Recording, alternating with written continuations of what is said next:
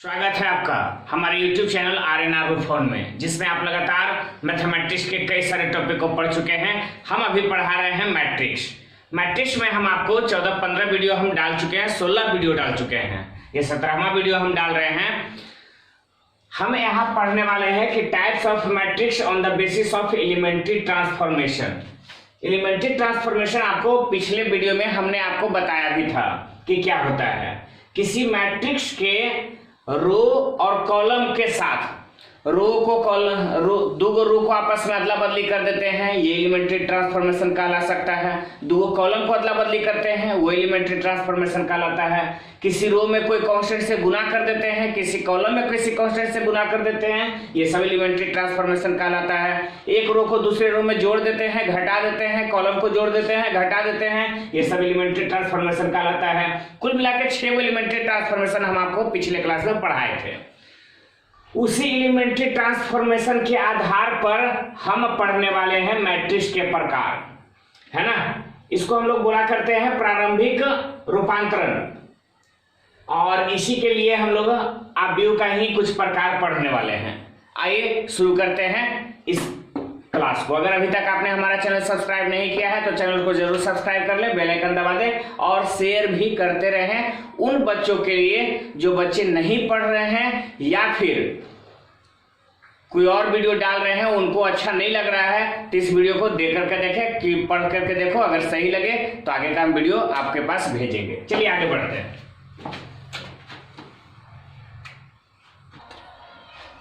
आइए देखते हैं पहला टाइप, है ना, इक्विवेलेंट मैट्रिक्स। इसको हिंदी में बोलते हैं समतुल्य अवयव। क्या होता है इक्विवेलेंट मैट्रिक्स, उसके बारे में बता रहे हैं। Two matrices A and B are said to be equivalent. ध्यान देना, हम हिंदी बोल देते हैं, लिखेंगे नहीं, साफ साफ बोलिए, हिंदी बोल दो, लिखो नहीं। दो अवयव A और B समतुल्य अवयव कहलाएगा कब, वो बताते हैं। यदि one can be obtained from other, एक जो है दूसरे से प्राप्त होता है, by applying a finite number of elementary operation, प्रारंभिक संक्रिया का अनंत बार प्रयोग करके, कितना बार प्रयोग कर करके जो है प्राप्त होता है ऑन द अनदर मैट्रिक्स, दूसरे मैट्रिक्स के ऊपर में। पूरे का हिंदी कहें तो हम ऐसे बोल सकते हैं कि यदि ए मैट्रिक्स के ऊपर में कितना बार, 2 बार, 3 बार, 4 बार, 5 बार, 1 बार, 6 बार, 7 बार, 50 बार अगर एलिमेंट्री ट्रांसफॉर्मेशन का प्राप्त होता है, एलिमेंट्री ट्रांसफॉर्मेशन हम लोग करते हैं तो एक दूसरा मैट्रिक्स मिलता है। तो जो दूसरा मैट्रिक्स मिलता है उसको बी रखते हैं और पहला का वाला जो शुरुआत में दिया गया था वो ए, तो दोनों का दोनों कहलाएगा इक्विवेलेंट मैट्रिसेस कहलाएगा। आइए हम आपको एग्जांपल से समझाते हैं। ध्यान दें, मान लो आपको एक मैट्रिक्स दिया गया है 2 4 3 1 7 2 9 7 1, ये हमारा ए मैट्रिक्स है। इसमें कोई ट्रांसफॉर्मेशन कर रहे हैं, जैसे ही देखो R1 प्लस R2, R1 में R2 को जोड़ दे रहे हैं तो एक मैट्रिक्स फिर मिलेगा B, ठीक है।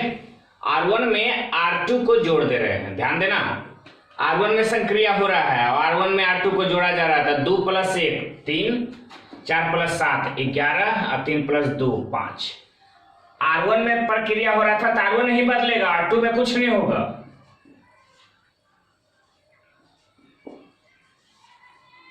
तो देख रहे हो, ये जो A मिला और B मिला, तो यहां से बोल सकते हैं A इक्विवेलेंट B। ध्यान देना, यह साइन है इक्विवेलेंट का।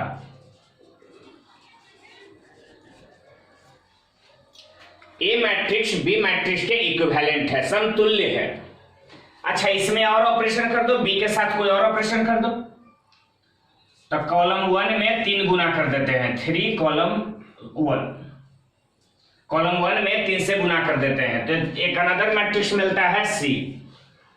कॉलम 1 में ना कर रहे हैं और इसके नीचे कर रहे हैं, तो इसमें 3 1 9 के साथ में 3 से गुना करो तो 3 3 9, 3 9 27, बाकी में कोई बदलाव नहीं।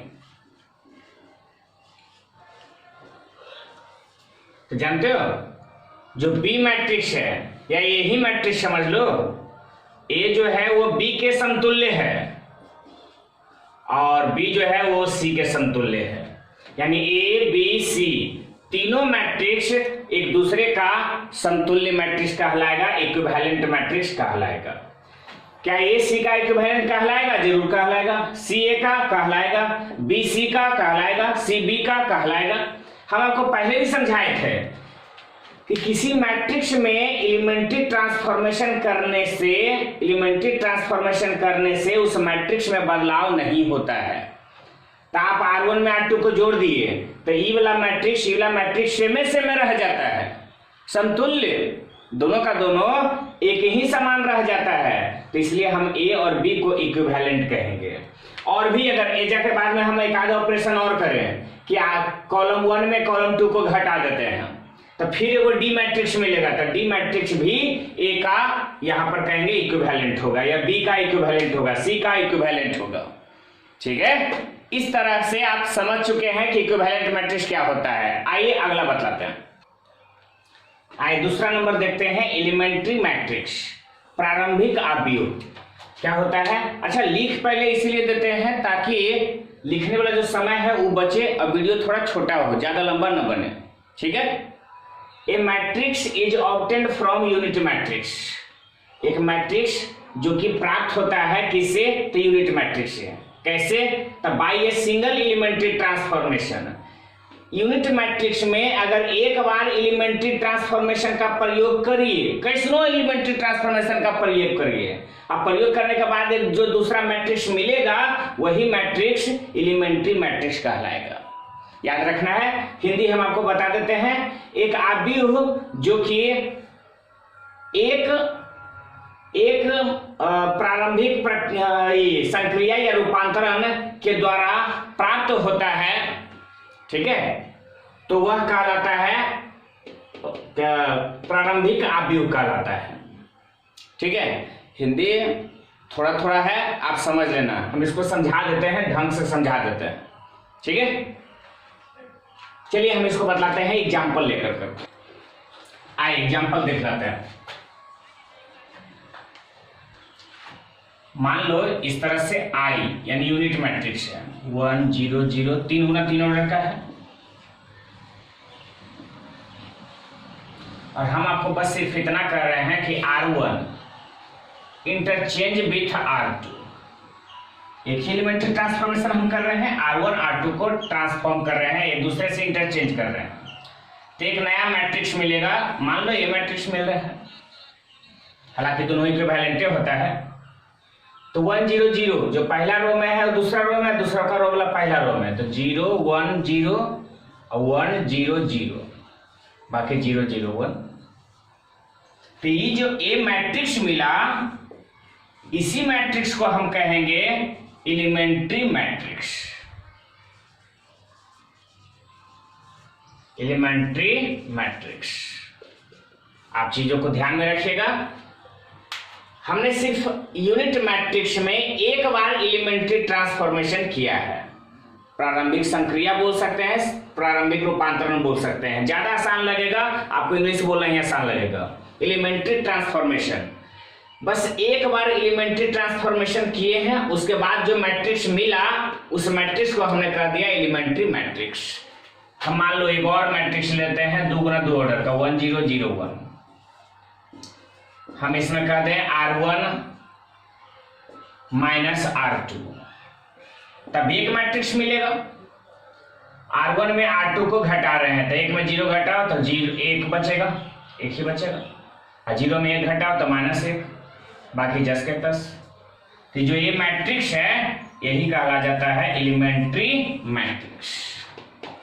ठीक है, हमें पूरा उम्मीद है आपको समझ में आ गया होगा कि किसी भी यूनिट मैट्रिक्स के साथ में अगर एक बार एलिमेंट्री ट्रांसफॉर्मेशन का प्रयोग किया जाए तो प्रयोग करने के बाद जो प्राप्त मैट्रिक्स होता है वही मैट्रिक्स एलिमेंट्री मैट्रिक्स कहलाता है।